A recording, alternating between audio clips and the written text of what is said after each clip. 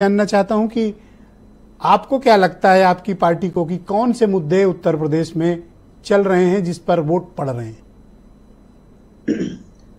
मेरी सबको राम राम।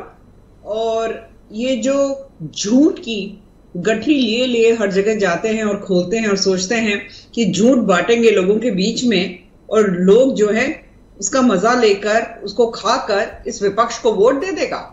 उत्तर प्रदेश की जहां तक मैं बात करती हूं, उत्तर प्रदेश की जनता जो है उसने देखा है कि डबल इंजन की सरकार का फायदा कितना हुआ है।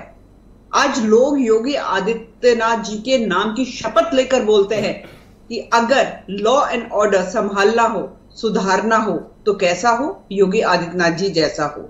उनके प्रशासन की जो प्रशंसा है पूरे भारतवर्ष में, मैं तो कहूंगी भारतवर्ष से बाहर भी है। आज अगर हम विकास देख रहे हैं उत्तर प्रदेश में, जो इतनी सारी योजनाएं आती हैं केंद्र से, इंप्लीमेंट इसलिए हो पा रही हैं क्योंकि यहां पर लॉ एंड ऑर्डर जो है वो कंट्रोल में है। गुंडागर्दी नहीं है, माफियागर्दी नहीं है। ऐसे राजनीतिक दल जिनको माफिया ही चलाया करते थे, जिनके घर पर जाकर ये आंसू टपकाते हैं उनकी मौत पर, आपको लगता है कि उस वक्त किसी भी प्रकार का विकास हो रहा था? बहन बेटियां सुरक्षित थी? नहीं। ये बात तो जो मुसलमान वोटर है वो भी कह रहा है। उनकी महिलाओं से पूछिए, जितना कुछ अगर भारतीय जनता पार्टी की सरकार ने किया है, क्या किसी और सरकार ने किया क्या उनके लिए? मैं तो हमेशा हर डिबेट में चुनौती देती हूं, चाहे आपके चैनल पर बैठी हुई हूं, चाहे सो कॉल्ड नेशनल चैनल्स पर बैठी हुई हूं, कि किस प्रकार से मुसलमानों के लिए नरेंद्र मोदी जी ने जितना कार्य किया है कोई और सरकार ने किया हो तो बता दो, और किसका कौन सा हक छीन लिया। एक नया इन लोगों ने शगुफा छोड़ा हुआ है कि भारतीय जनता पार्टी की सरकार अगर दोबारा आ जाएगी तो नरेंद्र मोदी जी आरक्षण खत्म कर देंगे। अरे कितनी मूर्खता वाली बात है भाई। किसका आरक्षण छिन रहा है? क्या छिन रहा है? आपने हमेशा इस भारतवर्ष को धर्म और जाति के आधार पर बांटा, अपनी सहूलियत के अनुसार बांटा। वही लगातार आप करते रहे, डिवाइड एंड रूल। जो आपके माई बाप ने आपको सिखा कर गए वही 1947 के बाद आपने लागू किया, और वो राजनीतिक दल जो आपके कदमों पे चलते हैं उन्होंने भी उसी को ही फॉलो किया। नरेंद्र मोदी जी की सरकार ने केंद्र में किसी मैं देख रहा हूं पिछले 24 घंटे से आप लोगों की लाइन चेंज हो गई है और मुसलमानों के बड़े रहनुमा बनने की कोशिश बीजेपी कर रही है।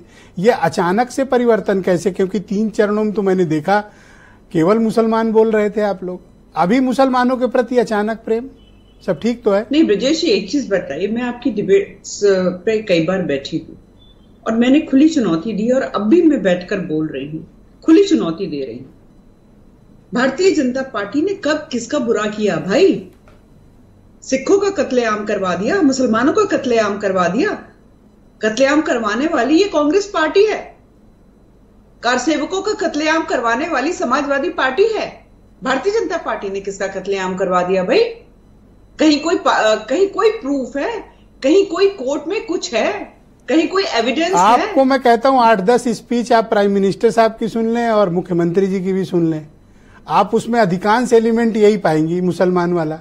ये क्यों है फिर? नहीं आप एक चीज बताइए। अधिकांश एलिमेंट नहीं, आप एक चीज बताइए, जिन लोगों ने रोहिंग्याओं को लाकर यहां बसा दिया, उनके वोटर आईडी कार्ड बना दिए, तो वो यहां पर आके आपकी आरती उतारेंगे? ऐसे राजनीतिक दल जिन लोगों ने उन्हें यहां बसाया है, तो उनकी छत्र छाया में वोट मुसलमान के नाम पर चाहिए या काम के नाम पर चाहिए?